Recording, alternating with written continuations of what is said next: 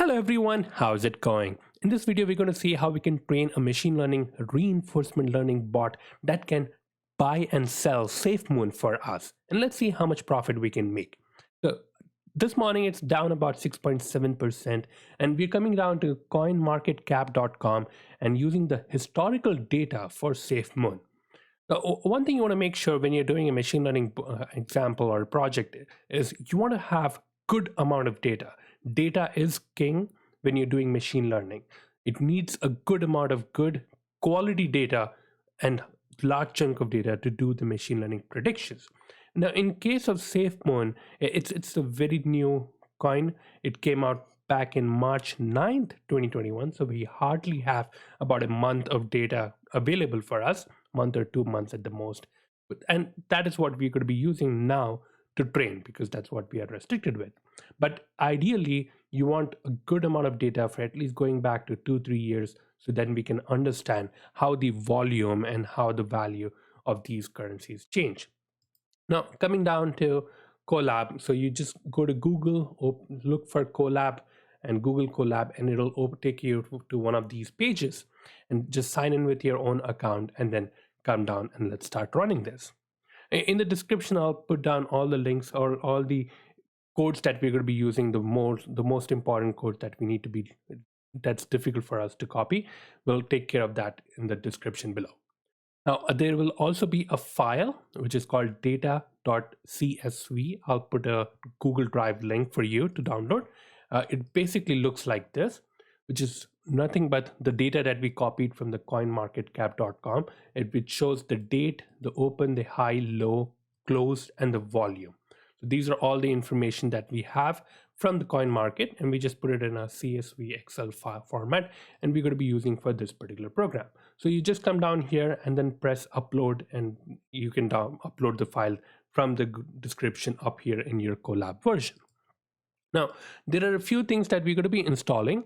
We are installing TensorFlow GPU version 1.15. It's because some of the old GIM algorithms are using the contrib function, the TensorFlow contrib function, which are only available under the lower versions of TensorFlow. So anything beyond 2.0 version will not work for it. So that's the reason we are downloading one of the lower versions of TensorFlow. We are also installing stable baselines. This is nothing but the baselines. It's a mock-up of the baselines that was originally created by the OpenAI GIM. It allows us to use quite a bit of reinforcement learning algorithms. Here I have a page opened up. I'll put it in the description for you to read as well. They have a lot of data, lot of information, a lot of algorithms that we can use for performing reinforcement learning projects. Very interesting and something to definitely check out.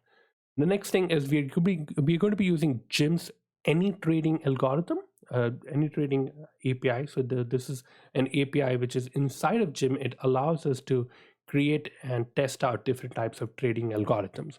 Lastly, we are importing and installing GIM. Now, let's start coding. I've already run this. This will take a few minutes. I don't want to waste the video time on that, but you just take a few minutes and install and download all these dependencies for us. The next thing is we are now going to be importing all these functions and libraries that we just installed. The first thing we're going to be importing is import GIM. So we're telling Colab, please go ahead and import GIM for us. The second guy we're going to be importing is the GIM AnyTrading environment, which we have here. The second and third option is to look into the reinforcement learning algorithms that Stable Baselines has provided for us. And from Stable Baselines, please import A2C. Now, this is basically another algorithm. This is it's called as the asynchronous advantage actor critic. It's machine learning, and we're going to be using this for our LSTM models that we will see in the later down the lane. So we are installing A2C, and also we're going to be installing something called as dummy vec environment, vector environment. This is a wrapper that allows us to, so let me write it down, stable baselines .common .vec environment, and import dummy vec environment. Dummy vec environment. So this is a wrapper.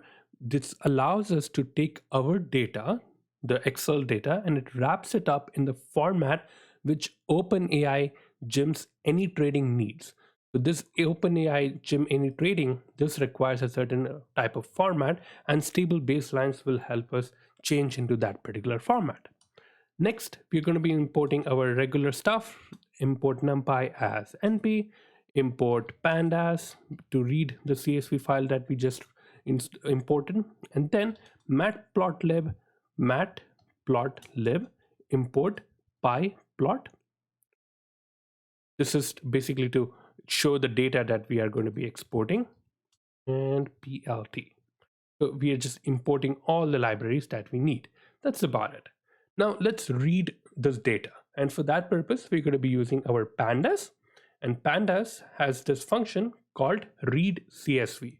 So we say data is equal to pd read underscore CSV. So this allows us to read this data file over here. What you can do is just copy the path, right click and then copy path, and come down here and just put down the file that we're going to be reading. So we tell pandas to go ahead and please read the file and save the data in this data folder. Once it's saved, we'll also request pandas to read and show us the data, the head. So the head reads the first 5 rows of that data. So you can see that it allows us to, it shows us the date, the open, high, low, close. So about 5 values, for the first 5 values in the data. Now, one thing we want to make sure here is this date option here. This date is basically, even though it looks like a date, but when pandas is reading it initially, it reads it as an object instead of a date variable, because date is something which we'll be considering especially for our machine learning. So we want to make sure that Panda understands that this is a date, not an object. So what we do is we come here and we say data date. So the date that we have, please convert it into a date. It should actually be read as a date. So we say pandas to date time function. So the panda has a date time function which causes to date time, and it converts the data, the date column that we have, into actually a date. So it looks like a date.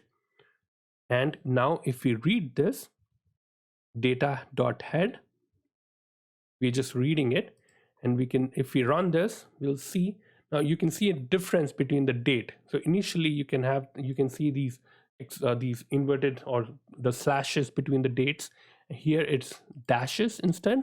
So this is basically now considered as a date. So this column, now Panda understands that this is nothing but a date column, and this is going to be used as an index variable for us.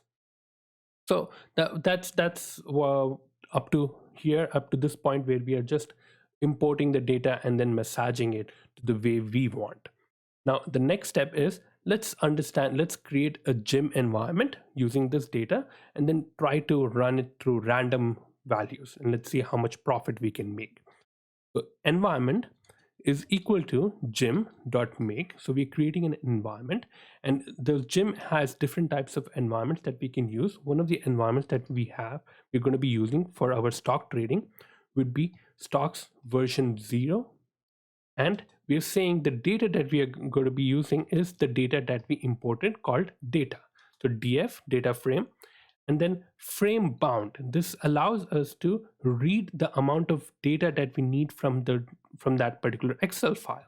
Now, if you go back to here, it has about 50 days that we can use, but Jim needs to have at least 5 to 10 days that previous data, which should not be used in the machine learning algorithm, but it should be available for it to understand how the data varied in the past. So it's going to skip 5 values. So we're going to say frame bound is going to be 5 to 50. So you're basically saying that skip the 5 frames, 5 rows, and then take from the 5th row to the 50th row. So this is just reading the whole data except the 5 values, so that Jim can use those 5 values to understand how the trend is moving. And then the next thing is just showing the window size. The window size goes by, let's put it down as 5, it doesn't matter. So here we are just specifying the Jim environment for us. So let's run this and let's create this Jim environment for us. Now, once we have this environment created, so so we are inside OpenAI's gym, and we have created an environment for ourselves. So this environment is like creating a small house inside this gym, this virtual gym, and here you're telling in that house that it's going to have some stocks. We have some data, which is nothing but the furniture in the house, and the furniture is from 5 to 50. So these are the types of furniture that I'm placing. Now I want to test some features in this house. I want to try and move the data here and there and see what kind of an output or what kind of a feel I'm going to see for that house. So you're just allowing Jim to do some manipulations and give us what kind of an output we would look like. In our case, the output that we are looking for is good profit. So let's see what we can do with that. Now we're trying to create a state, and we'll say the state is, let's create now a new state, and we'll say reset. Okay, so the environment is reset. Now it's a fresh, newer environment, and let's install or let's try running this loop. So we'll say infinite loop, and where we're going to be asking Jim to make some changes in this data on a random basis. So we'll ask Jim to make some random actions, and please let us know, what kind of an output we're going to get. So we'll say action equal to environment action space dot sample. So this is just going to go through some random sample. So it's going to do some buying and selling on random without any machine learning involved. And let's see what kind of an output we get.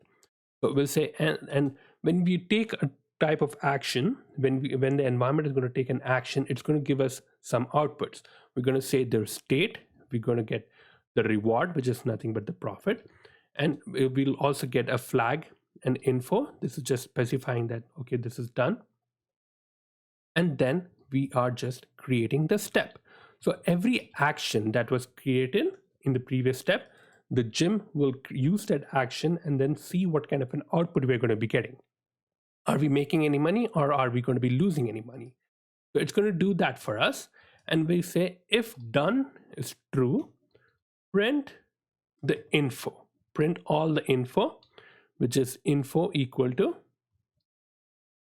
info. So that info will give you, when it's done, it'll give you the reward, it'll give you the profit, it'll give you the total amount of money that we are going to be making in that. And this is break. Once this is done, we're going to request our matplotlib, the PLT that we imported up here, the PLT right here, matplotlib.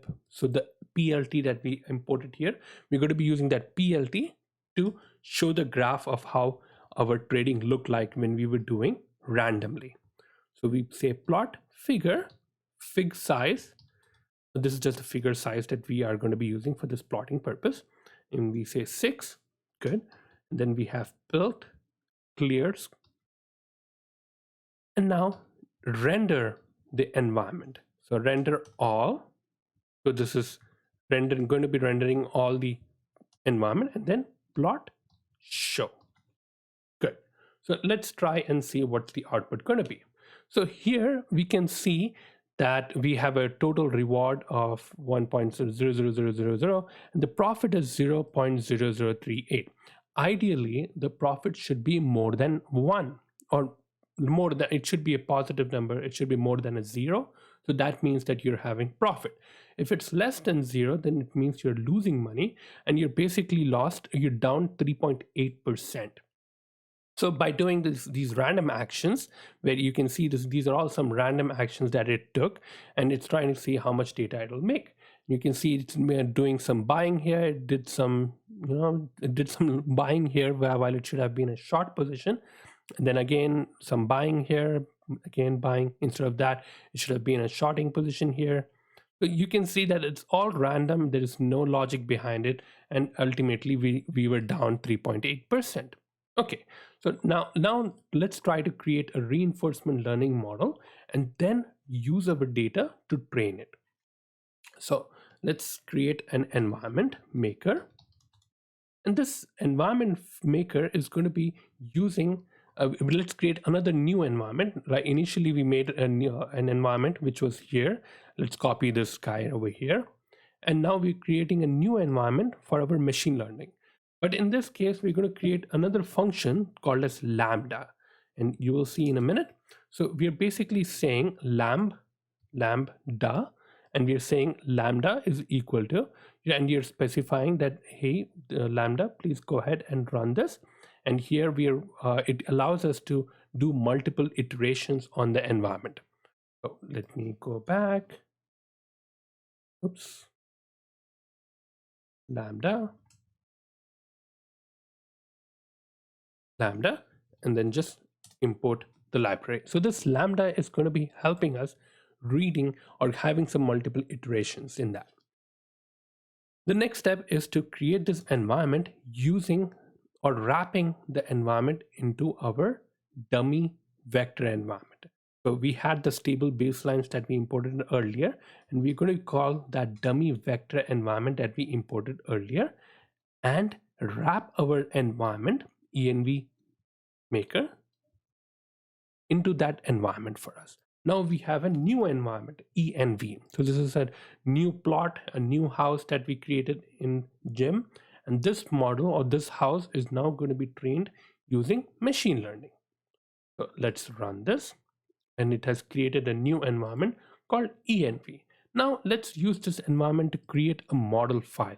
And for this purpose, we're going to be using model equal to A2C. This is the A2C function, or this is the A2C algorithm, which we are going to be using from stable baselines. It's called A2C. You can see it has different types of projects that we can use. This was on a Cartpole project, and different types of applications that we can use. So A2C, and use A2C, but use it on a multi-layer perceptron LSTM model. So it's called MLP, L, capital L, STM, capital P policy.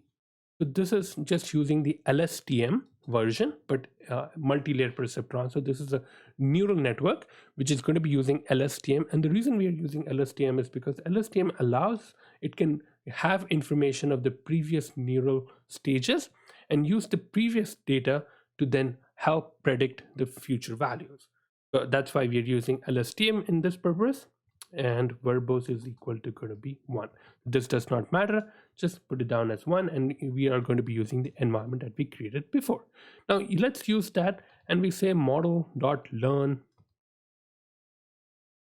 and now we are going to help the model learn the data using the or learn the values using the data that we provided earlier, this data right here. And we will say, please model learn for a total of time steps equal to maybe 10,000, whatever value you want to specify here. So just start running this. It'll take a few minutes. It'll go through all the data and it will start creating these variables. So you can see explained variables, the FPS, the num updates, the policy entropy, total and time steps, the value loss. So this is going through all the data and trying to understand what the value is going to be. Ideally, you want your explained variable variance to be close to 1, and that's when you can understand that the value is coming closer to the value. So you can see the moment it became 10,000, it stopped, and then it stopped the training. For the purpose of this video, we just took 10,000. Normally, you would want to put maybe 100,000 or maybe even 1 million, and then run it and see how it goes. Now, once you're done with the training of the model, let's use that and understand how the value is going to be affected. So like we did previously with the random values, now we're going to be using the model to help us detect or predict the value. So we see env equal to another model called GymMake, or we can copy paste that we had originally, just the same function we used in the past. We are now going to create this frame bound. Now, one thing you want to note down here is initially we were doing 5 to 50. This 5 to 50 was for training purposes, but now we are doing prediction. So we'll say prediction should be more than 50. So instead of 50, I want to know the next 10 values. So 50 plus 10, and it should start from maybe 40. So 40 is, there is some overlap from the existing data. So our data ends at 50, but we are saying, okay, let's take the last 10 values. Let's try to predict the last 10 values, and let's also try to predict the next 10 values. So we are giving a range of 40 to 60. And this environment will help us understand what the values should be. Now let's create an observation for our environment, and this observation will help us then read the values. So we say reset is equal to true, and same thing that like we did in the past, where we created a while loop and we were looping through all the random action space models. Instead of random action space, now we're going to be using the model that we trained here. So for that purpose, come down here, we have OBS, and we are now going to create another while loop, while true equal to OBS new axis dot dot dot, and it's creating a new observation, and action and states. This action and states is going to be coming from our model predict using the OBS or observation that we are providing. And once we have this, then we take steps on every action and see what kind of a data we're going to be getting. OBS rewards done info equal to env.step action. So it's going to take a step at every action that the model provides, the predicted model, and then try to understand what kind of reward are we going to get. And if it's done through all of them, okay, please print the info, which is going to be the total amount of money we have, or the total amount of reward that we have. Once we have everything done, we just come back again and then print or plot the values. So we'll go back and maybe copy the same code that we had here, this particular one, where we are just plotting the value.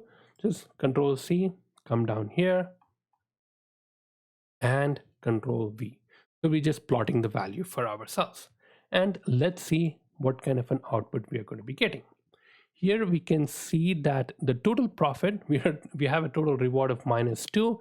The total profit is about 35% down. So we are in loss of 35%. And you can see here that it shows what kind of trades it did. So here it did a short, which was good. Then it did a long position, which was good. Another long position, buy, good. And then it did a short position, which was not a good decision here. Here it did a very good short position. The price went down. Then here again it did a buy position, which was not good. Then it did a short position, which was again not good. And then this was another buy instead of a short. So that's the reason you can see how it's performing. Same way, instead of 60, if we say 70, and let's see what kind of a data it's going to get us. You can see that the profit is now 21% down, and it's trying to do some trades. Now, if we did the same thing, instead of 10,000, if we ran it for maybe 1 million and try to see what the model can come through, and it's going to run through some values, we can see that the time steps are close to 3,000, 4,000, 5,000, 55,000, 7,000, 8,000. And you can see the explained variance is still low. It's quite a bit low. Now down to 10,000, and the value is keep going. And it's wobbling between the positive and the negative values. That's okay. So for our purpose, we're just interested in seeing how far the values can go and how stable the values can get. So that's the beauty of machine learning. The amount of data you have, the amount of training that you can give, that all matters and gives out the right value for your model. So let's see, it keeps going. It's down to 24,000, 25,000, and you can see that it's still running. We'll give it a few more seconds and get as long as we can get some stable values, and then we'll stop the model and then rerun this and see what kind of an output we're going to be getting. So ideally, we want to see an explained variance which is close to 1, as much as close. And it was a 0.53 was very good. we could use that. But let's see how far we can take this.